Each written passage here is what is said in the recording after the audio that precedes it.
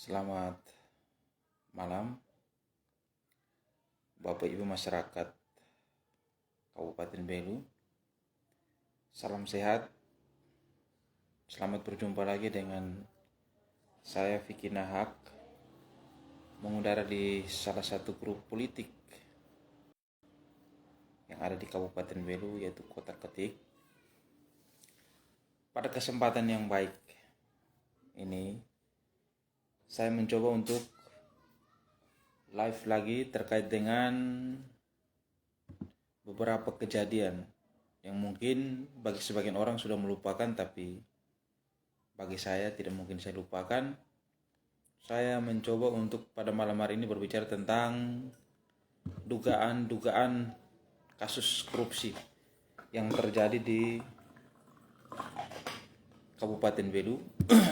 Yang pertama, saya akan coba sedikit berbicara terkait dengan berita per tanggal 3 Maret 2022, di mana berita tersebut mempertanyakan bahwa Tipikor Polres Belu surati Direktur RSUD Atambua. Ada apa? Proses penyidikan atas dugaan korupsi pada proyek ruang tunggu anak yang kurang lebih anggarannya 700 juta. Diduga telah terjadi pencurian uang negara oleh beberapa oknum yang ada dalam lingkup RSUD Atambua tersebut. Yang menjadi pertanyaan saya, artinya berita yang keluar, berita yang pernah kami baca, atau berita yang kami katakan, kami ingin tahu sejauh mana proses tersebut. Apakah prosesnya sudah selesai? Ataukah sudah di SP3? Ini juga kami meminta untuk disampaikan kepada publik, biar kami sebagai masyarakat juga merasa adanya namanya kepuasan.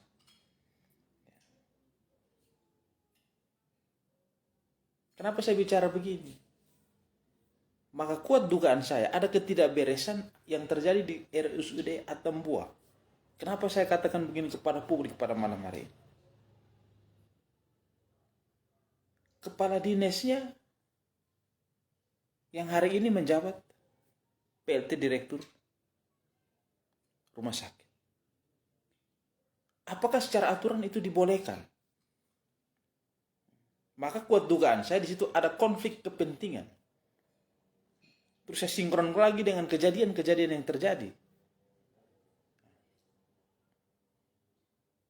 Maka pada malam hari ini saya mencoba untuk menyampaikan kepada publik terkait permasalahan ini. Bapak Ibu pencinta grup politik Kota Ketik, coba Bapak Ibu masyarakat Kabupaten coba melihat Kepala Dinas Kesehatan merangkap PLT Direktur Rumah Sakit Umum Atambua. Pertanyaan saya, siapa kontrol siapa? Siapa mengawas siapa? Dalam satu tubuh memimpin dua lembaga yang saya bilang sangat sensitif. Karena ini berurusan dengan, maka di sini saya mempertanyakan siapa kontrol siapa. Terus saya sinkron lagi dengan proyek ruang tunggu anak itu, dugaan korupsinya ada di situ. Terus sejauh mana itu prosesnya?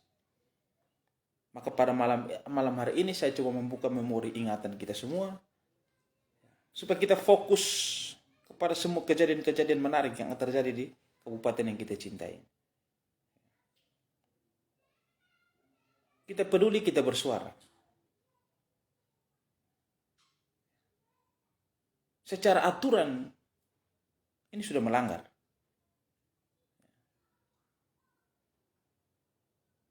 Kalau seandainya mau menjadi PLT sekalipun, ini tidak bisa lebih dari 6 bulan. 3 bulan pertama diperpanjang, itu perintah. Tapi yang terjadi di kabupaten ini kan Bulan berganti bulan, datang bulan, dan tahun berganti tahun. Orang pun tak kunjung diganti. Apakah kita kekurangan dokter? Ataukah tidak ada orang-orang yang lebih hebat, yang mampu memimpin di sebuah rumah sakit tersebut? Menjadi ini pertanyaan. Saya harus kritisi pada malam hari. Karena sebagai masyarakat Kabupaten Belu, saya juga tidak merasa puas.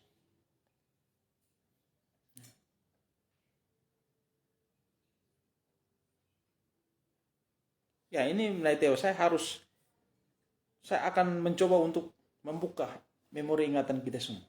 Supaya kita mau tahu sejauh mana itu proses permasalahan. Ini kan sudah 1 tahun. Sudah 1 tahun lebih. Sudah 1,5 tahun. Sejak tanggal 3 Maret 2022. Artinya kita ingin tahu sejauh mana prosesnya. Apakah sudah selesai? Ataukah tidak ada kerugian negara di situ? Kalau seandainya dilanjutkan prosesnya, siapa yang menjadi tersangka di situ? Ini perlu sebagai masyarakat. Saya patut mempertanyakan.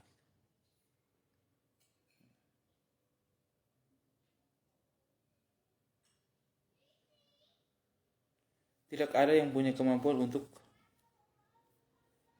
jadi direktur RSUD Atumbuan. Jadi biar lanjut saja naik. Ini bukan masalah. Tidak ada. Sangat banyak di kabupaten ini.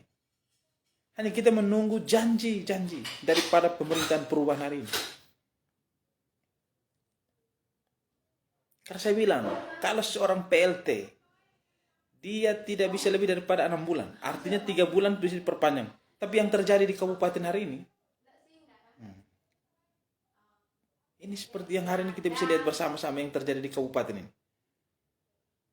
Saya mau bilang PLT ini kadar luar semua. Secara aturan sudah tidak bisa lagi dipaksa. Tapi realitanya masih terjadi. Pertanyaan saya, ini kepentingan siapa? Kalau bicara kepentingan rakyat, maka di sini kita juga harus tunduk kepada aturan yang ada.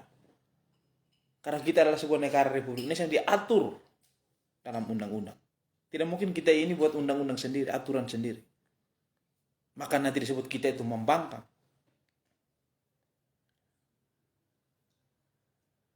Bapak Ibu pencinta grup politik Kota Ketik. Saya pastikan kepada Bapak Ibu saudara sekalian bahwa tidak usah takut. Saya Vicky Naga ini kalau sudah bersuara begini, nanti sedikit lagi itu jalan Sumulus, Vicky akan ada di jalan. Untuk menyuarakan segala bentuk hal-hal yang saya lihat dan saya pandang. Tidak untuk kepentingan masyarakat kecil. Saya akan berdiri.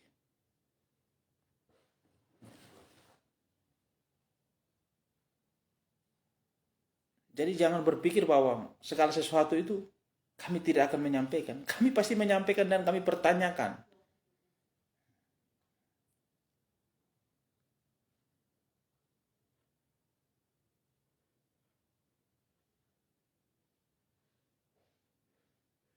Nanti ada waktu ruang, ada waktu, nah itu saya akan berkunjung kepada Ibu Yeni untuk saya mempertanyakan. Kenapa beliau mundur? Nanti akan saya tanyakan.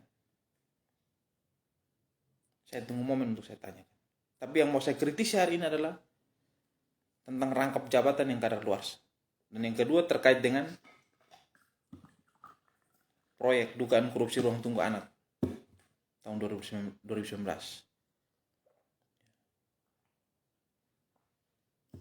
Kami masyarakat juga perlu kejelasan.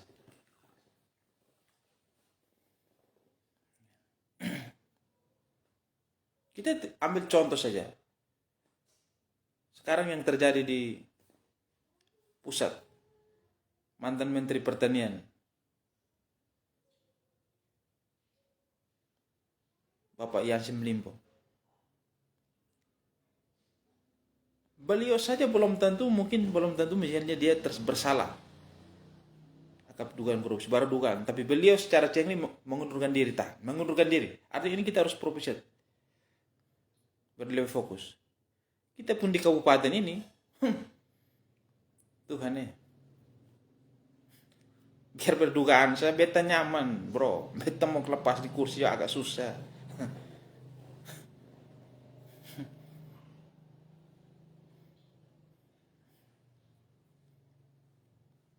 Ini saya mau menyampaikan kepada publik. Saya mengajak kepada seluruh elemen masyarakat Kabupaten Belu yang peduli dengan daerah ini. Mari sama-sama kita bersuara. Mari sama-sama kita mengontrol. Mari sama-sama kita melihat hal-hal yang tidak beres. Mari kita sampaikan sebagai bentuk kita mengontrol sistem pembangunan di daerah kita sini. Karena kita mau daerah kita ini maju. Kita tidak mau daerah kita ini mundur. Dan kita menyampaikan kepada seluruh lapisan masyarakat Kabupaten Belu yang hidup di adat dan budaya. Jangan pernah iri dengan kelebihan orang lain. Belajarlah dari kelebihan orang lain. Maka di situ orang bilang kita tahu adat dan kita menghargai kelebihan orang lain. Hukum rimba berlaku. Di atas langit masih ada langit. Bukan hari ini kau langit terus. Tidak bisa. Kau siapa? Mengakui kelebihan orang lain itu lebih berharga dan lebih terhormat. Belajarlah daripada kelebihan orang lain yang berbuat untuk kepentingan orang banyak. Itu harus kita apresiasi. Dan kita masih hormat. Dari Naiteo, Mama Marga Terlako, selamat malam Mama. Saya pastikan ini akan saya kawal. Saya hanya menyampaikan kepada publik untuk membuka memori ingatan kita terkait dengan proses-proses ini. Proses-proses ini kan keluar di media. Artinya kami juga patut untuk mengontrol sejauh mana proses ini.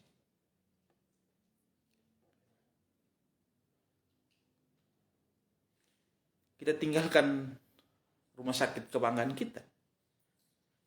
Rumah sakit daerah pakai nama orang suci Monsinyur Gabriel Manik. Kita tinggalkan ke sana, saya masuk kepada item yang kedua. Yang lagi marak-maraknya yang menjadi trending topik di kabupaten kita ini pada Agustus sampai September, sekarang dia redup, hilang. Yaitu saya mempertanyakan lagi di lidik kejaksaan. Kontraktor saling menyangkal. Lantas siapa yang kerjakan proyek pengaman sungai Baukama dan Lakafeat di Belu?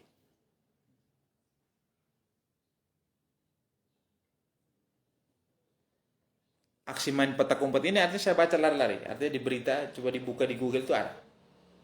Aksi main petak umpet ini saya baca lari-lari. Dan saling lempar bola. Mulai ditunjukkan para kontraktor, terutama kontraktor yang mengerjakan proyek pengaman sungai Baukama di Desa Bauho, Kecamatan Tasveta Timur, serta proyek pengaman sungai Dua Laus di Kecamatan Kakuluk Mesak yang dikerjakan oleh CV Idel Timur yang beralamat di Kabupaten TTU. Sedangkan CV Ideal Timur ini pemiliknya itu Bapak Ivandi Layang Sari, yang ketika dikonfirmasi sama sekali tidak tahu menahu soal proyek tersebut. Dalam keterangan ini bisa dibaca, nanti bisa dilihat di Google, itu masih tersimpan. Ketika ditanya kontraktor yang kerjakan yang di Bokama, menyangkal. Maka saya bilang, Belu ini enak semua. Nah, pertanyaan saya, itu prosesnya sudah sampai di mana? Karena juga saya lihat di berita pun juga sudah tidak ditulis lagi. Makanya malam ini saya mencoba untuk membuka segala memori ingatan kita. Apakah sudah terselesaikan dengan baik? Terus selesainya seperti apa? Apakah tidak ada kerugian negara di situ? Ataukah masyarakat Kabupaten Belu yang juga tidak merasa dirugikan? Nah, itu juga kami minta tanggapan, transparansi kepada publik, agar kami juga bisa tahu.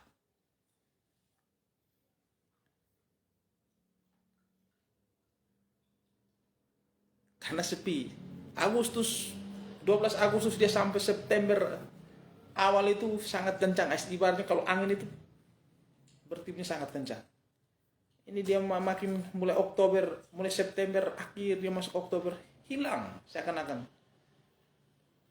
Makanya saya mencoba untuk menyampaikan ini kepada publik.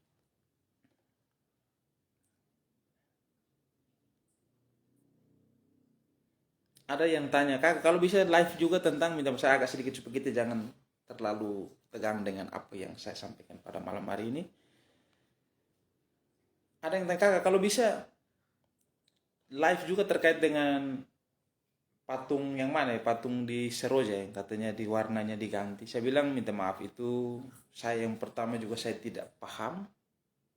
Terus yang kedua, ketika ada teman-teman yang membuat sebuah pemberitaan di situ dalam postingan, terus dikanter oleh, saya tidak tahu itu apakah orang itu yang lebih paham kah, atau dia ditunjuk oleh pemimpin hari ini, pemerintah hari ini untuk menjadi juru bicara kah, sehingga dia menjelaskan, ataukah orang yang menyampaikan itu dan menjelaskan kepada teman-teman yang posting karena ketidakpuasan itu, atau mungkin dia mencari sensasi lebih kah, atau menunjukkan bahwa saya adalah pendukung setia.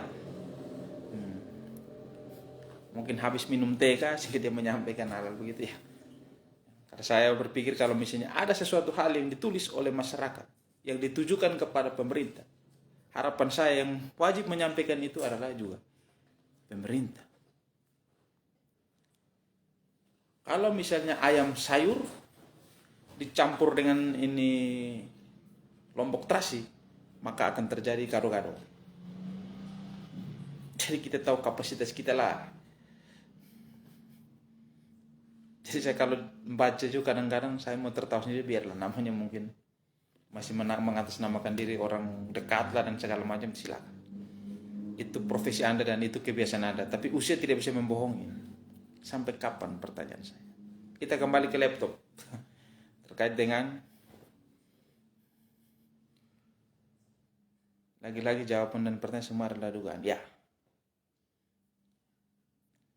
kami pakai kata diduga.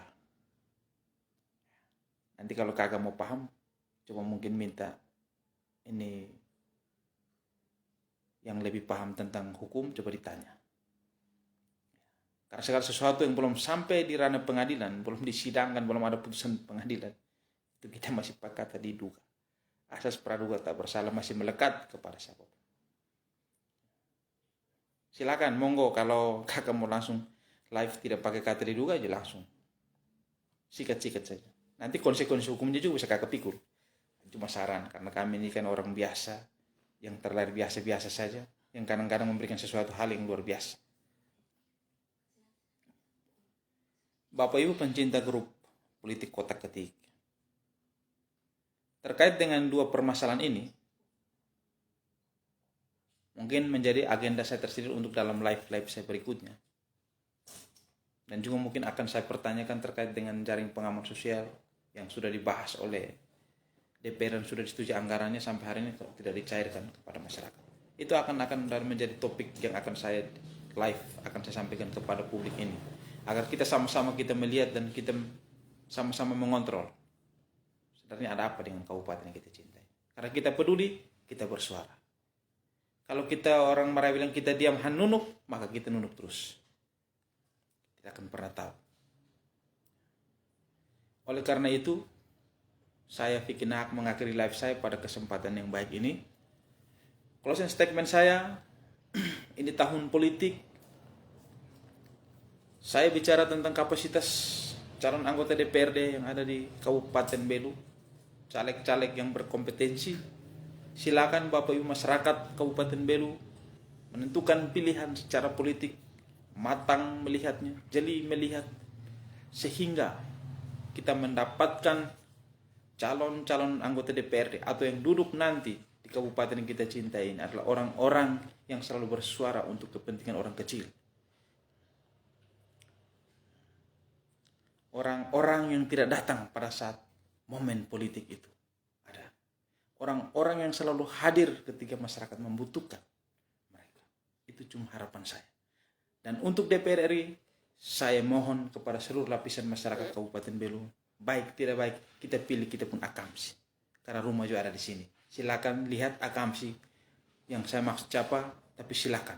Kalau memang ada orang Kabupaten Belu asli yang bermain ke Senayan, kita dukung. Apalagi orang tersebut banyak berbuat untuk kemajuan Raya Belu yang kita cintai. Dari sudut Kota Belu, saya Fikri Nahak mengakhiri live saya. Selamat malam, senantiasa Tuhan memberkati kita semua.